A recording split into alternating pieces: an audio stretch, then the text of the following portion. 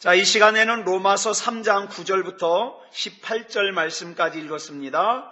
로마서 11번째 시간입니다. 여러분, 성경이 복잡하게 여러 가지를 설명하는 것 같지만 가만히 보면 두 부류의 사람들을 항상 설명합니다.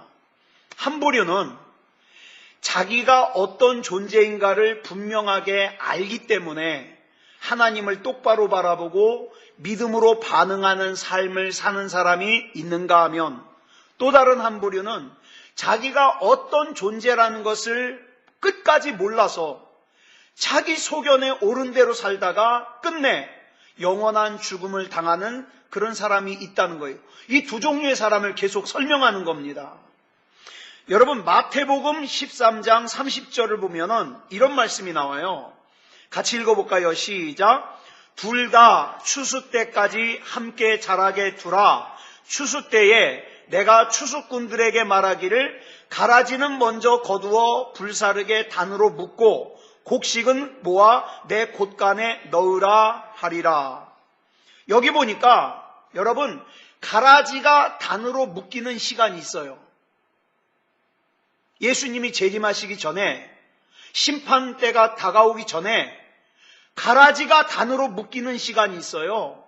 지금이 바로 그때인 것 같아요. 교회를 떠나는 사람이, 예배를 떠나는 사람이, 하나님을 떠나는 사람이 겉으로 보기에는 내가 떠나는 것 같지만 사실은 뭡니까?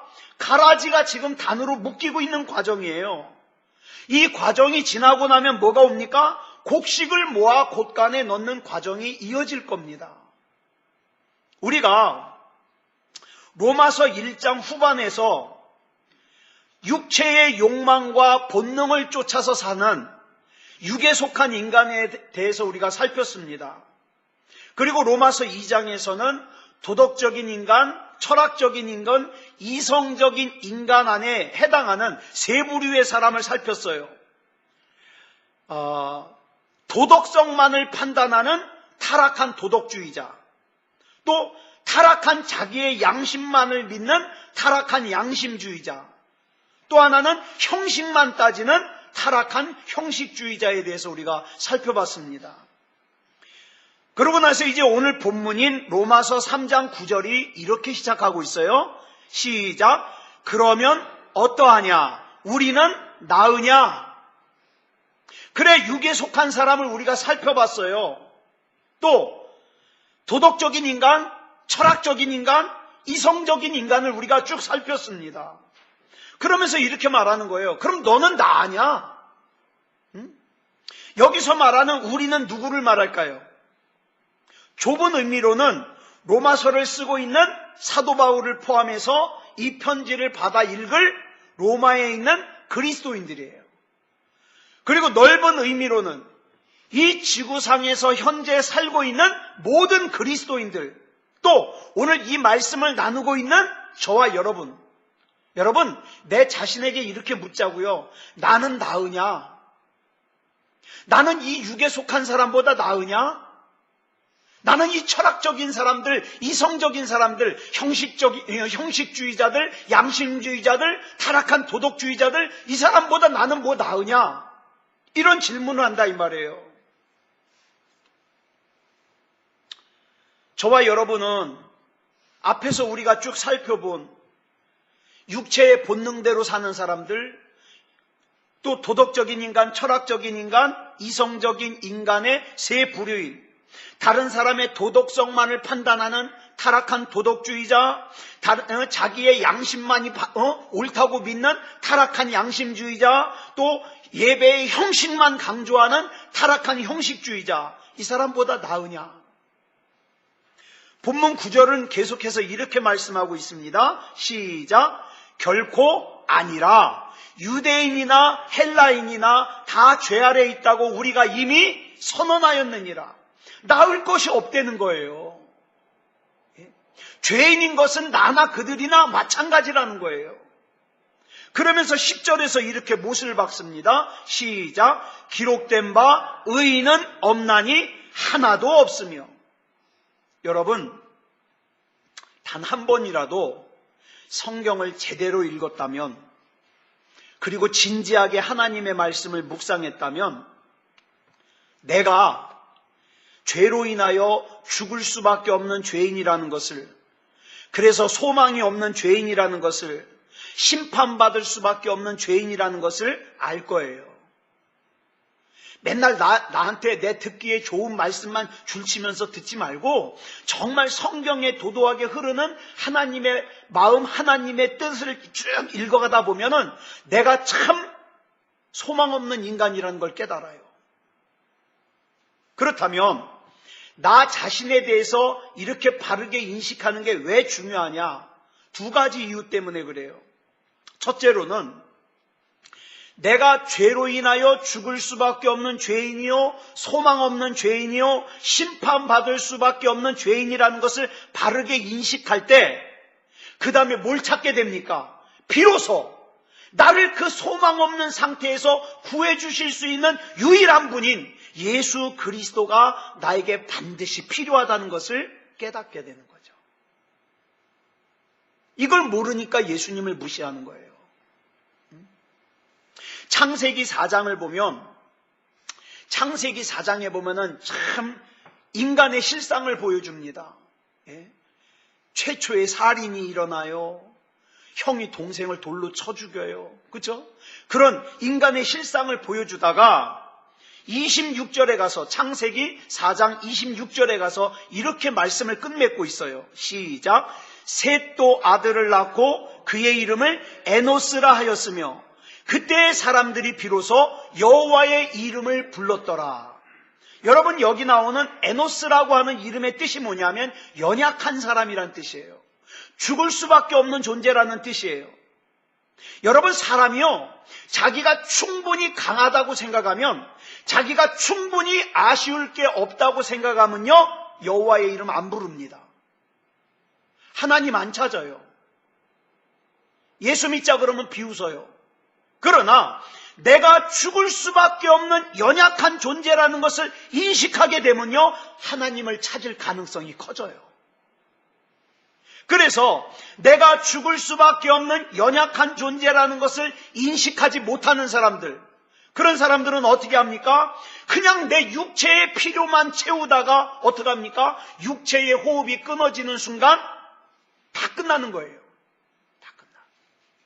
그러나 내가 죽을 수밖에 없는 연약한 존재라는 것을 인식하고, 그래서 나는 주님이 아니면 안 된다는 것을 깨닫고, 주님만이 나의 구원자요, 나의 생명이시라 그러면서 나는 주님이 아니면 안 돼요, 이렇게 고백하는 것이 복이란 말이에요. 그러니까 여러분, 저와 여러분이 때로는 힘든 일을 겪더라도 내 삶 가운데 나는 주님이 아니면 안 된다는 것을 깨닫는 게요, 그게 정말 하나님 앞에 복받은 사람이에요. 복받은 사람. 이거는 누구만 할 수 있느냐? 자기 자신을 바르게 인식하는 사람만 할 수 있어요. 그 다음 둘째로, 자기를 그렇게 바르게 인식하는 순간부터 예수 그리스도가 나에게 반드시 필요하다는 걸 알게 되기 때문에 비로소 내가 어떻게 돼요? 주님을 위한 삶을 살게 되는 거예요. 예배도 진지하게 드리고, 하나님을 진지하게 찾고, 기도도 진지하게 하는 거예요. 내가 아쉬울 것이 없으면요, 예배도 진지하지 않아요. 기도도 진지하지 않아요. 왜요? 모르니까. 내가 하나님을 필요로 하는 존재라는 걸 모르니까. 그래서 아까 본문 10절에서 의인은 하나도 없다 그랬죠? 그러면 이어지는 11절 볼까요? 뭐라고 하나? 시작.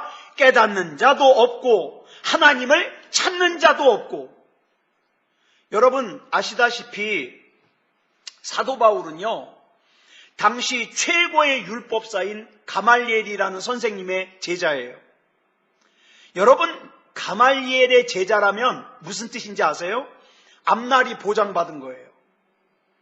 사회에서 능력이 뛰어나다는 걸 인정받은 거고, 가만히 있으면 지도자가 될 수 있어요. 얼마나 좋아요. 그 가말리엘 밑에서 율법을 배울 때는 바울이요, 자기가 굉장히 똑똑한 줄 알았어요. 대단한 줄 알았어요. 그래서 자기가 성경 말씀을 다 안다고 생각했어요. 그런데 나중에 다메섹으로 가는 길에 예수님을 만나고 나니까 전부 착각이라는 걸 깨달은 거예요. 나 굉장히 똑똑하지 않았구나. 나 대단한 존재가 아니었구나. 자, 본문 12절 보겠습니다. 시작. 다 치우쳐 함께 무익하게 되고 선을 행하는 자는 없나니 하나도 없도다. 여러분, 사도 바울이 예수님을 만나기 전에 왜 예수 믿는 사람들을 붙잡으려고 또 죽이려고 돌아다녔어요? 자기는 그게 하나님 앞에 최상의 선이요 최상의 정의라고 생각했어요. 여러분, 사도 바울 입장에서 한번 생각해 보자고요. 어느 날 뜬금없이 갈릴리 출신의 초라한 예수라는 사람이 나타나더니 자기가 하나님의 아들이래요. 여러분, 율법에 찌들어 있는, 율법에 완전히 물들어 있는 바울의 입장에서 볼 때는 이거는 하나님을 모독하는 거예요. 신성 모독이에요. 불경건한 거예요. 그래서 바울은 그 예수를 따르는 무리들조차도 뭡니까? 불경건한 무리예요. 우리가 신천지를 생각하는 그 이상의 불경건한 사람들이에요. 그래가지고 어떡합니까? 내가 그 사람들을 잡아서 감옥에 가두고 죽이는 것이 내가 하나님 앞에 최선을 다하는 거다. 제일 착하게 사는 거다. 제일 바르게 사는 거다. 이렇게 생각했어요. 그런데 예수님을 만나고 나니 내가 제일 선이라고 생각했던 것, 내가 제일 바르게 산다고 생각했던 것이 뭐예요? 악이었다는 거예요. 악. 그래서 자, 본문 13절로 14절 볼까요? 시작. 그들의 목구멍은 열린 무덤이요 그 혀로는 속임을 일삼으며 그 입술에는 독사의 독이 있고 그 입에는 저주와 악독이 가득하고. 바리새인들은요, 입만 열면 율법을 얘기해요. 입만 열면 하나님을 얘기해요. 그래서 사람들이 보기에는 이 바리새인들이야말로 하나님을 정말 잘 믿고 바르게 사는 사람인 줄 알았어요. 그런데 하나님이 보시기에 바리새인들이 말하는 율법은 뭐예요? 겉과 속이 다른 거짓이에요. 그러다 보니까, 거짓이다 보니까 그 입에서 나오는 건 뭐예요? 무덤에서 나오는 썩은 시체 같은 거예요. 독이에요. 죄악이에요. 여러분, 저와 여러분도 마찬가지예요. 내 속에 정말 하나님을 믿는 믿음이 없는데 주여 주여 한다든가 하나님의 말씀대로 산다고 얘기하면 뭐예요? 무덤에서 나오는 시체 같은 거예요. 겉과 속이 다른 거예요. 예수님은 그런 겉과 속이 다른 거에 진절머리가 나세요. 그래서 뭐라 그래요? 평토장한 무덤 같다는 거 아니에요? 회칠한 무덤 같다는 거 아니에요? 무슨 뜻이에요? 겉과 속이 다르다 이 말이에요. 잘 아시다시피 우리 하나님은요, 외모를 보지 아니하시고 중심을 보신 하나님이잖아요. 그 하나님이 나를 보실 때 회칠한 무덤 같으면 안 되잖아요. 하나님, 내가 정말 약하지만 내가 정말 하나님을 하나님으로 바로 믿으려고 몸부림치고 있습니다. 애쓰고 있습니다. 하나님, 나를 붙잡아 주시옵소서. 이런 노력이 필요하지 않겠어요? 자, 그래서 본문 15절로 18절 보겠습니다. 시작. 그 발은 피 흘리는데 빠른지라 파멸과 고생이 그 길에 있어 평강의 길을 알지 못하였고 그들의 눈앞에 하나님을 두려워함이 없느니라 함과 같으니라. 사도 바울이 예수님을 만나기 이전에는 자기가 예수쟁이들, 예수 믿는 사람들 핍박하는 것이 하나님을 사랑하는 거라고 생각했어요. 하나님에 대한 충성이라고 생각했어요. 그래서 전혀 죄책감을 느끼지 않았어요. 당당했어요. 그러나 예수님을 만나고 난 후에 보니까 자기의 잘못이 뭐예요? 하나님의 말씀이라고 하는 잣대를 누구에게만 들이댄 거예요? 다른 사람에게만. 이 말씀은 누가 들어야 돼?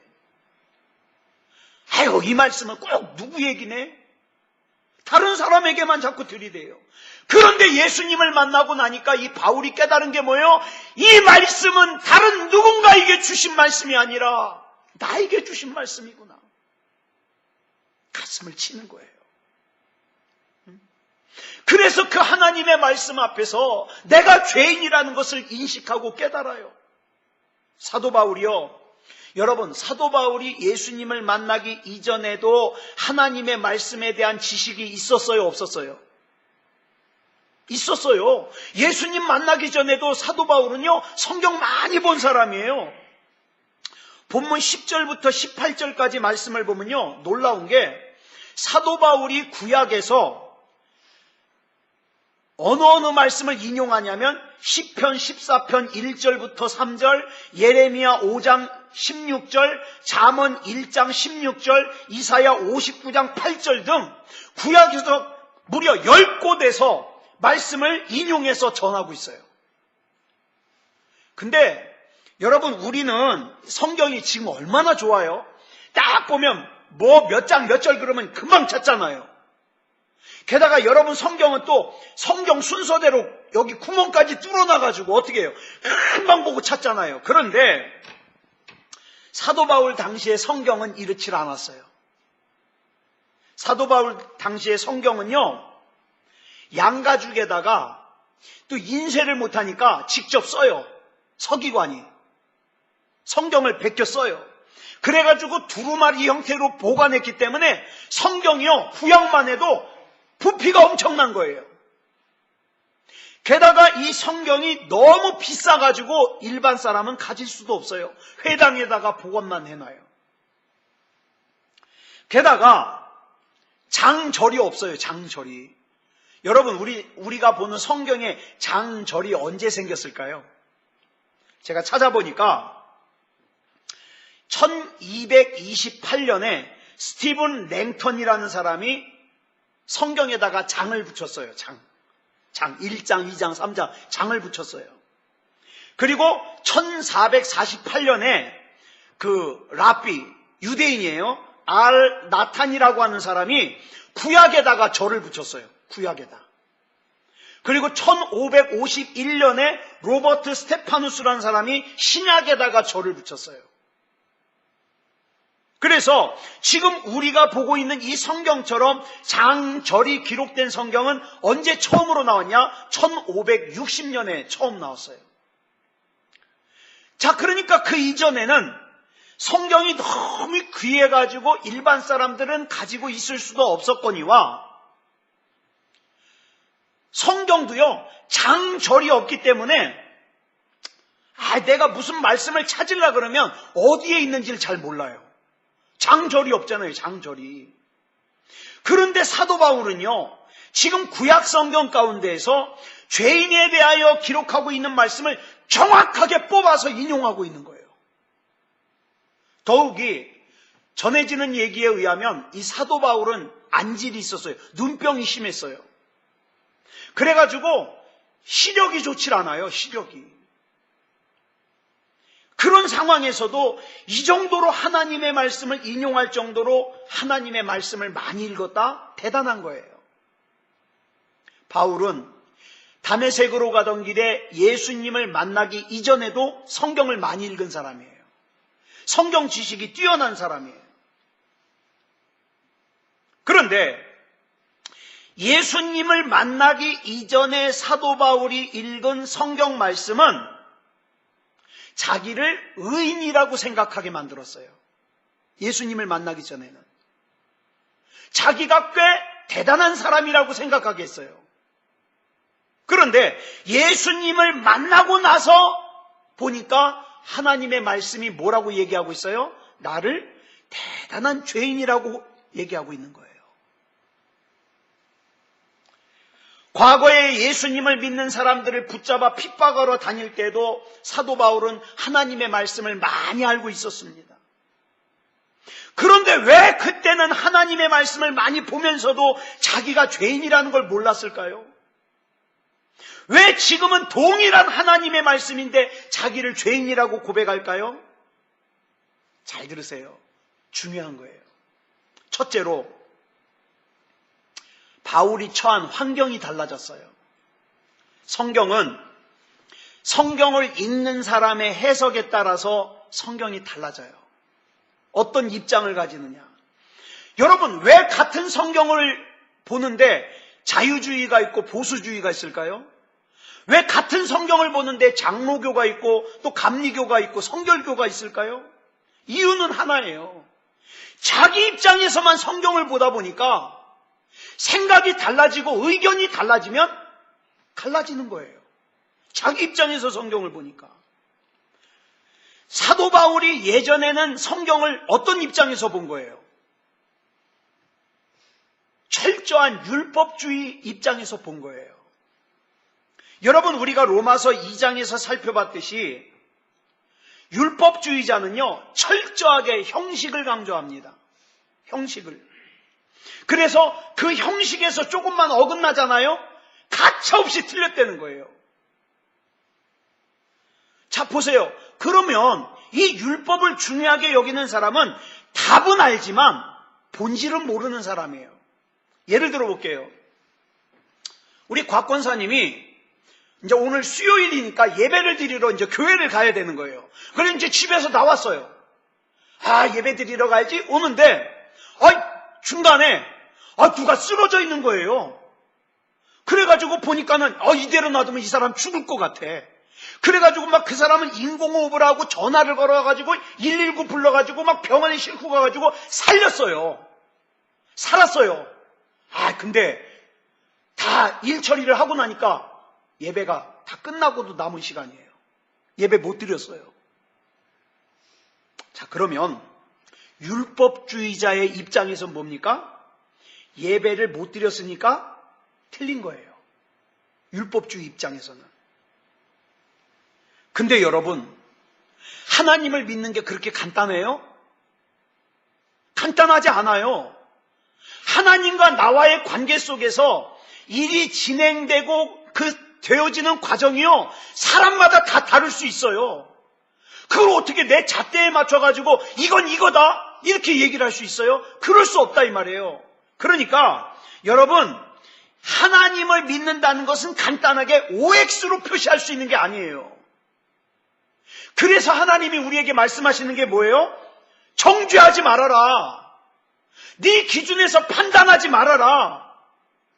정죄하고 판단하는 것은요, 하나님 소관이에요. 근데 이걸 갖다가 OX로 얘기하는 건 이거 아주 초보적인 신앙이에요. 그러면 안 된다고요. 중요한 건 뭡니까? 내가 어떻게 하면 하나님의 뜻대로 살 수 있을까? 내가 어떻게 살아야 하나님의 기쁨이 될 수 있을까? 이거예요.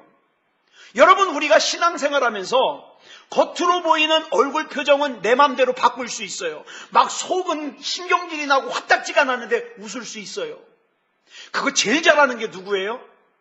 목사예요. 목사. 목사는 참 연기를 잘해야 돼요. 근데 저는 연기를 잘 못해요. 하면 다 들켜요. 자, 그런데 겉으로 보이는 표정은 내 맘대로 바꿀 수 있지만 속마음은 내 맘대로 바꿔요, 못 바꿔요? 못 바꿔요. 그거는요, 속마음은요, 하나님 만나야 바뀝니다. 바울이 예수님 만났기 때문에 바뀐 거예요. 예수님 못 만나면 어떡합니까? 끝까지 믿음 좋은 척 해야 돼요. 착한 척 해야 돼요. 예? 얼굴 표정만 바꾸면서 살아야 돼요. 그러나 예수님을 만나고 나니까 속이 바뀌더라는 거예요. 속이. 그렇기 때문에 하나님의 입장에서 하나님의 뜻을 세우기 위해서 하나님의 말씀을 보는 것과, 여러분 똑같이 성경을 보는데 하나님의 뜻을 세우기 위해서 보는 것과 내 입장을 변호하기 위해서 보는 것은 다르죠. 결과가 다르죠. 내 입장을 세우기 위해서 하나님의 말씀을 보잖아요. 아무리 많이 보더라도 그 말씀이 살아 역사할 수가 없어요. 성경을 볼 때에는 성경을 보기 전에 먼저 기도하는 거예요. 하나님, 오늘 이 시간에 나에게 주시는 말씀, 나에게 하시는 말씀을 밝히 깨닫게 해 주시옵소서. 그리고 이 말씀에 대하여 내가 믿음으로 반응할 수 있게 해 주시옵소서. 그러고 보는 거예요. 사도 바울이 하나님의 말씀 앞에서 자기를 죄인이라고 고백한 두 번째 이유는 성령을 받았기 때문이에요. 여러분, 프랑스어로 써 있는 소설책을 읽으려면 뭐를 알아야 돼요? 프랑스어로 써 있는 소설책을 읽으려면 프랑스어를 알아야 되죠. 영어로 쓴 기사를 읽으려면 뭘 알아야 돼요? 영어를 알아야 돼요. 근데 여러분, 중요한 말씀이에요. 성경은 어떻게 기록된 말씀이에요? 혹시 아세요? 성경은 어떻게 기록됐어요? 하나님의 감동하심으로, 이걸 유식한 말로 하나님의 영감으로, 하나님의 감동하심으로 기록된 게 성경이에요. 그러면 이 성경을 바로 이해하려면 어떻게 해야 돼요? 하나님의 감동이 있어야 돼요. 하나님의 감동 없이는요, 백날 읽어봐야 몰라요. 그러니까 맨날 뭐만 줄쳐요? 구하라 주실 것이다. 와, 좋다. 네 소원을 들어주시리라. 와, 이거 좋다. 맨날 이 짓이나 하는 거예요. 왜? 감동이 없으니까. 그래서 우리가 하나님 앞에 구해야 되는 것이 뭐예요? 정말 하나님을 믿는 사람이라면 하나님 나를 감동해 주시옵소서. 그래서 이 하나님의 말씀을 바로 알아들을 수 있게 해 주시옵소서. 그래서 사도 바울이 성령의 인도하심을 받지 않을 때에는 뭡니까?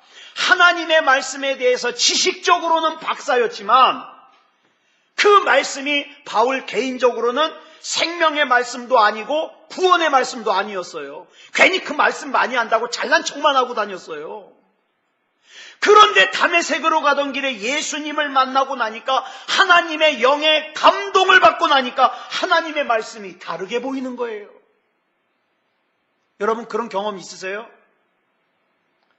성경을 읽으면 너무 좋아. 막 기분이 짜릿해요.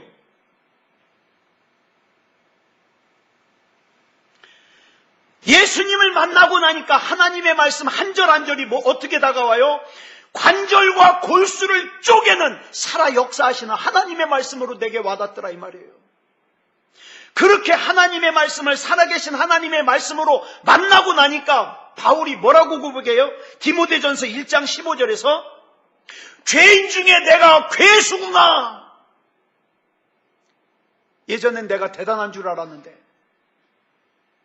예전에는 내가 되게 똑똑한 줄 알았는데, 예전에는 내가 성경 박사인 줄 알았는데, 예전에는 내가 율법을 진짜 잘 지키는 훌륭한 사람인 줄 알았는데, 하나님의 감동으로 하나님의 말씀을 보니까 죄인 중에 괴수, 대장이 누구예요? 자기예요. 여러분, 하나님의 말씀 가운데 이런 부딪힘이 있어야 돼요. 그래서 우는 거예요. 여러분, 은혜 받으면 왜 눈물 나는지 아세요? 그게 느껴지니까. 이런 하나님의 은혜의 감동이 없으면요, 예배를 드려도 차가워, 냉랭해. 하나님의 말씀을 읽어도 죄질 궁리만 해.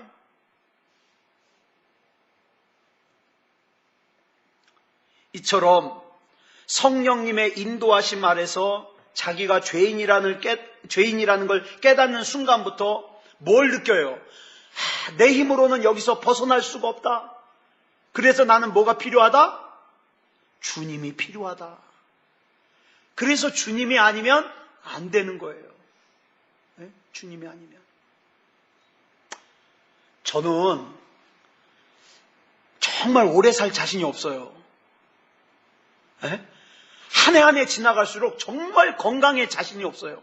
오늘은요, 전에도 눈이 안 좋은데, 이쪽 눈은 멀리 있는 게 잘 보여요. 이쪽 눈은 가까운 것만 잘 보여요. 짝짝이에요. 안경을 써도. 그러니까 가까이를 봐도 멀리를 봐도 꼭 뭐예요? 한쪽 눈에 뭐가 낀 것 같아. 눈곱 같은 게. 그거 되게 답답해요. 그래서 오늘은 이제 설교 마무리를 준비하다가 이런 생각을 했어요. 야, 이 눈 은퇴할 때까지 갖고 쓸 수나 있을까? 그런 생각이 불현듯 나요. 그래서 무슨 생각을 했느냐? 하나님이 주신 내 이육체의 기능을 사용할 수 있는 기간 동안 하나님 말씀 최선을 다해 준비하게 하옵소서. 그래서 강단에서 한순간도 헛소리하지 않게 해주십시오. 시간이 아깝잖아요. 시간이. 여러분, 성령님과 하나님의 말씀에 의해서 어떻게 해요? 우리가 거듭나는 거예요. 이제. 그죠? 거듭나는 거예요. 그러면 이 거듭나는 사람에게는 세 가지가 중요해요. 세 가지. 뭐가 중요하냐? 첫째, 고린도전서 12장 3절을 보니까 전에도 이 말씀 드렸어요. 시작. 성령으로 아니하고는 누구든지 예수를 주시라 할 수 없느니라. 이 말은 무슨 뜻이냐면 우리가 지금 예수님을 주님이라고 고백하고 우리 주님의 성전에 나와서 예배를 드린다는 자체가 뭐예요? 내 안에 성령님이 계시다는 뜻이에요. 그러니까 여러분 안에 성령님이 계시는 거 의심하지 마십시오. 여러분 안에 성령님이 안 계시잖아요. 그럼 딴 데서 지금 헛짓하고 있어요. 성령님이 계시니까 지금 예배드리고 주님 그러는 거예요. 자, 보세요. 근데 이게 왜 중요하느냐? 사도 바울의 삶을 보면 성령의 은사가 참 많이 나타났어요. 막 죽은 사람도 살려내고 병자도 고치고 심지어는 너무 바빠가지고 그냥 바울이 하고 있던 앞치마 벗어서 줬더니 그 앞치마 갖다가 딱 덮었더니 살아나요. 얼마나 대단해요. 근데요, 참 놀라운 게 사도 바울은 자기가 쓴 편지에서 그런 내용 하나도 안 써요. 나 같으면 사람들한테 얘기할 때마다 자랑할 거예요. 와, 내가 기도했더니 암이 나섰어. 좀 막 자랑할 거예요. 없어서 아니에요. 자랑할 게. 근데 바울은요, 그거 자랑, 여러분 바울 서신 보시면 알겠지만 하나도 안 써요, 그런 거. 그 누가 썼어요? 바울 옆에서 쫓아다니던 의사 누가가 사도행전 쓸 때 그 몇 개 쓴 거예요. 몇 개. 또 사도 바울이 어떤 사람이에요? 삼층천이라는 데를 갔다 온 사람이 입신한 거예요. 입신. 얼마나 대단한 영적 체험이에요. 천국에 갔다 왔어요. 천국에. 그럼 막 저도 그런 경험하면 막 자랑할 건데 안 해요. 그런데 바울이 복음을 전하다가 그 얘기를 꼭 해야 될 필요가 있는 거예요. 그래서 고린도후서 12장에서 얘기를 하는데 그걸 자기라고 얘기하지 않고 웃었어요. 제가. 누구라 그랬냐면 그리스도 안에 있는 한 사람 이렇게 설명을 해요. 바울 자기라고 안 하고. 이거 꼭 설명을 해야 되니까. 또 사도 바울은요, 방언을 참 기가 막히게 한 분이에요. 근데 고린도전서 14장에서 방언에 대해서 얘기할 때 뭐라 그러냐면 교회에 덕을 끼치지 못할 것 같으면 방언을 자제해라. 그것도 자랑 안 해요. 자, 보세요. 죽은 사람 살린 것도 자랑 안 해요. 병든 거 고친 것도 자랑 안 해요. 천국 갔다 온 것도 자랑 안 해요. 방언하는 것도 자랑 안 해요. 그럼 도대체 뭘 자랑해요? 바울이 중요하게 여기는 게 뭐예요? 제가 성경을 찾아봤어요. 도대체 바울은 뭘 중요하게 여기냐? 그랬더니 바울이 중요하게 여긴 게 있어요. 그게 뭐냐 하면 하나님의 말씀을 성령으로 충만해가지고 그 말씀을 제대로 이해하고 수용하고 내 삶에 적용하는 걸 중요하게 여겼어요. 그러니까 중요한 거는 하나님의 말씀이에요. 신비한 기적이 아니라. 바울에 의해 보면 우리가 아무리 성령의 은혜를 받았어도 하나님의 말씀 속에서 하나님의 말씀을 하나님의 말씀으로 이해하고 수용하고 적용하는데 성령의 능력을 쏟지 않으면 그 신앙은요, 금방 무너질 가능성이 커요. 우리 잘 아는 사람들 중에 그런 사람들이 있잖아요. 여러분, 전도관의 교주 박태선 장로는요, 대단한 사람이에요. 성령에서 신유 집회 한번 하면요, 사람들이 막 구름대까지 몰라와가지고 막 금가락지 빼고 막 그래가지고 걷어들인 게 몇 가마래요. 근데 그렇게 능력을 행하다 보니까, 능력 위주로 나가다 보니까 나중에는 내가 하나님인가? 그러면서 자기를 하나님이라고 그러는 거 아니에요. 통일교회 문선명도 그래요. 문선명이 처음엔 대단한 사람이었어요. 걸어서 평양까지 왔다 갔다 하면서 전도를 얼마나 기가 막히게 했는지 몰라요. 그러다가 사람들이 말을 잘하니까 그 사람들에게 막 열광하니까 내가 하나님이었나? 하나님이 돼버리는 거예요. 여러분, 성령 충만해가지고 그 성령 충만함으로 하나님의 말씀을 이해했더라면 그런 잘못 안 하죠. 그죠? 그래서 바울은 진짜 중요한 것은 성령님의 능력으로 하나님의 말씀을 하나님의 말씀으로 이해하고 수용하고 적용하는 거라는 걸 강조하는 거예요. 그 다음 둘째 중요한 거. 그렇기 때문에 우리는 하나님 말씀 앞에서요, 진지하게 나가야 돼요. 하나님의 말씀에 집중한다는 것은 하나님의 말씀 앞에서 진지한 태도를 가진다는 거예요. 여러분, 믿음을 헬라어로 피스티스라 그러는데 이 단어는 또 무슨 뜻이 있어요? 신실이라는 뜻이 있어요. 여러분, 믿음과 신실은 성경에서 같이 가요. 그러니까 이렇게 생각하면 거의 틀림없어요. 제가 막 제 자신을 하나님 앞에 정말 다구칠 때 하는 말이에요. 겉과 속이 다르면 믿음 없는 거예요. 왜? 신실이 믿음이니까. 신실이 믿음이니까. 그러면 하나님을 믿는다는 건 어떤 의미냐? 하나님 앞에서 거짓 없이 신실해지는 거예요. 나 약하면 약하다 그러는 거예요. 나 화나 있으면 화나 있다 그러세요. 하나님, 내가 지금 화딱지가 나 죽겠는데 죄 안 짓게 해주세요. 신실이에요. 괜히 화났는데 안 나는 척 하지 말고, 아픈데 안 아픈 척 하지 말고 하나님 앞에 신실해지는 거. 다시 말해서 하나님의 말씀이 어떤 말씀이 주어지든지 그 하나님의 말씀 앞에서 나를 내려놓고 그 말씀을 통해서 뭘 봐요? 주님을 바라봐요. 이 말씀 가운데 있는 하나님의 뜻이 뭡니까? 이 말씀을 통해서 또 나를 보는 거예요. 나를. 하나님의 말씀에 비친 나는 어떤 사람일까? 때로는 저와 여러분이 신앙생활 잘하는데도 어려움 당할 수 있어요, 없어요? 네? 있어요.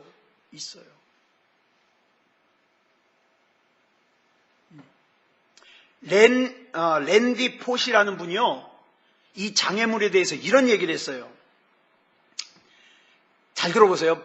이해가 가나? 우리 앞을 가로막고 선 장애물이 그 자리에 있을 이유가 있습니다. 다시 말해서 우리에게 장애물이 필요하다는 거예요. 왜냐? 그 장애물은 우리가 앞으로 못 가게 가로막기 위해서 그 자리에 있는 게 아니라 그 장애물이 지금 내 앞을 가로막고 있음으로 말미암아 그 너머에 있는 것이 내가 얼마나 필요한지, 내가 얼마나 가지고 싶어하는 건지 그걸 깨닫게 하기 위해서 있다는 거예요. 그러니까 여러분, 이렇게 생각하세요. 우리가 신앙생활을 잘함에도 불구하고 어려움을 만나잖아요. 그러면 이 어려움은 우리에게 이걸 깨닫게 하는 거예요. 내가 어느 정도까지 내가 하나님을 의지할 수 있을까? 내 인생에서 하나님이 차지하는 부분이 얼만큼 될까? 예를 들어서 내가 정말 하나님을 생각하지도 않아. 하나님 별로 좋아하지도 않아. 그러면 조그만 장애물이 딱 오잖아요. 그러면 돌아서 버려요. 왜? 별로 중요하지 않으니까. 근데 장애물이 커요. 그러면 내가 그 너머에 있는 게 나한테 더 소중하니까 어떻게 해요? 목숨 걸고 그 장애물을 극복하는 거예요. 왜? 나한테 소중하니까. 그래서 그 장애물을 보면 그 사람의 믿음을 알 수 있다 이 말이에요. 믿음을 알 수 있다. 그래서 우리는 믿음다운 믿음이 필요하다. 그 다음 셋째로 하나님의 말씀에 해박해져야 돼요. 여러분, 나는 하나님만 알면 돼. 내가 아담의 아들 이름 알아서 뭐해? 그러지 마세요. 그러면 안 돼요. 제가 자주 그러니까, 에이, 여러분 야곱의 12아들 외울 필요 없습니다. 그러니까, 진짜 필요 없나 보다. 우리 아들만 외우면 돼. 그러면 안 돼요. 하나님의 말씀에 대한 진지함이 하나님의 말씀에 대한 깊이라면 하나님의 말씀에 대한 해박함은요, 하나님의 말씀에 대한 넓은 거예요. 넓이. 내가 하나님의 말씀을 깊이 본다고 하면서 조금만 보잖아요. 그럼 무슨 위험이 있느냐? 한쪽으로 치우칠 수 있어요. 그러므로 하나님의 말씀을 깊이 묵상하는 것도 중요하지만 넓게 하는 것도 중요하다. 넓게. 신앙생활을 이것만 하고 마칠게요. 신앙생활을 시작한 지 얼마 안 되는 초신자들 모임에서 목사님을 모시고 이것저것 질문하는 시간을 가졌대요. 근데 새신자 중에 의사가 한 사람 있었나 봐요. 이 의사가 내가 목사님한테 제일 멋있는 질문 하나 해야지 고민하다가 무슨 질문을 했냐? 목사님, 설교하실 때 주님을 사랑하는 삶을 살자 말씀하시는데 주님을 사랑하는 삶이라는 게 구체적으로 어떤 삶입니까? 주님이 옆에 이렇게 보이기라도 해야 안아드리거나 이렇게 사랑을 해드리는데 보이지도 않으니까 어떻게 하는 게 주님을 사랑하는 삶입니까? 이렇게 물어봤어요. 그러니까 너무 추상적이니까 구체적으로 알고 싶다는 거죠. 그랬더니 목사님이 이렇게 대답하셨어요.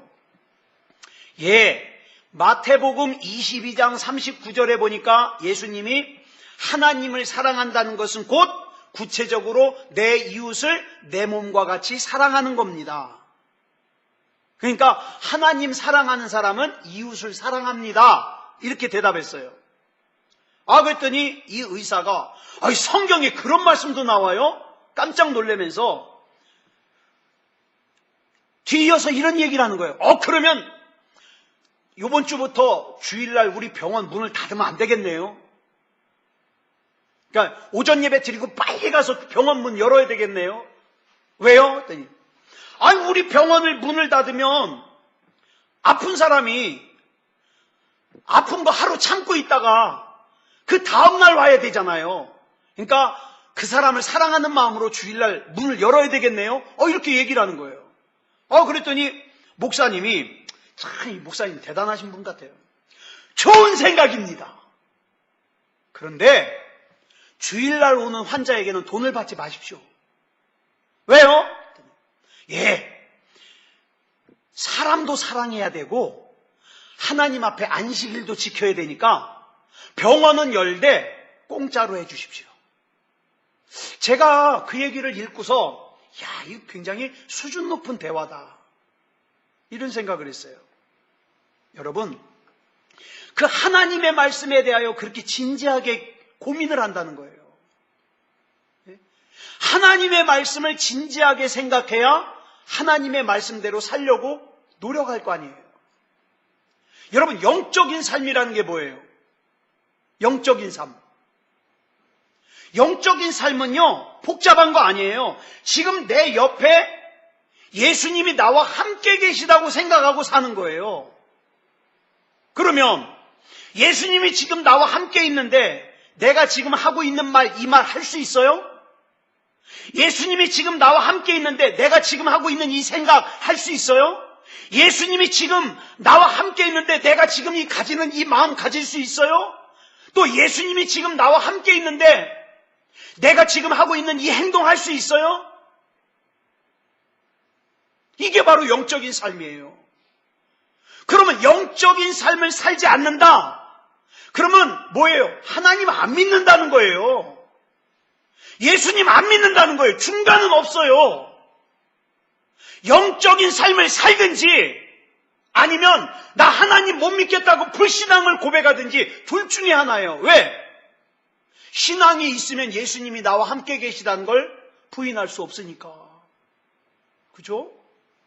그래서 저와 여러분은 사람에게 보이기 위한 신앙생활이 아니라 영적인 삶, 즉 지금 내 말, 내 마음, 내 생각, 내 행동을 나와 함께 계신 예수님이 다 보고 듣고 계시다는 걸 알고 사는 거. 이게 영적인 삶이에요. 아무쪼록 앞으로 저와 여러분의 삶을, 이 영적인 삶을 사는 저와 여러분이 되기를 그리스도 예수님의 이름으로 축원합니다. 기도하겠습니다. 사랑의 아버지 하나님, 감사합니다. 오늘 이 시간에도 로마서 3장 9절부터 18절 말씀까지 우리가 살폈습니다. 많은 얘기를 나눴지만 중요한 것은 하나님 앞에서 나의 믿음이 믿음다운 믿음이게 해 주시옵소서. 지금 예수님께서 나와 함께 계심을 의심하지 말고 믿게 하여 주시고, 내 말하는 거, 내 생각하는 거, 내 마음 한 자락, 내 행동 하나 예수님 앞에서 정갈하게 살게 해 주시옵소서. 사랑의 아버지 하나님, 이렇게 믿음다운 믿음으로 살아갈 때 우리의 삶도 하나님께서 책임져 주실 줄 믿습니다. 아무쪼록 정말 예수 믿는 예수쟁이가 되게 해 주시옵소서. 그냥 교회만 왔다 갔다 하지 말게 하시고 정말 예수님을 잘 믿어서 믿음다운 믿음이게 하여 주시옵소서. 우리 주님께서 붙잡아 주실 줄 믿사오며 그리스도 예수님의 이름으로 간절히 기도드려 싸움나이다. 아멘.